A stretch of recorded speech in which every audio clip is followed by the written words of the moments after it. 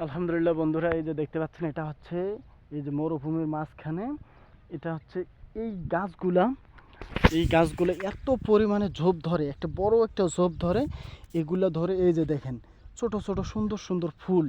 আর এগুলো একটা একটা ঝোপ ধরছে, মনে করেন যে একবারে অনেকটা জায়গা ধরে এই যে এতগুলা ধরছে। কিন্তু এগুলো হচ্ছে সবই কাঁটাযুক্ত, এগুলো হচ্ছে কাঁটাযুক্ত।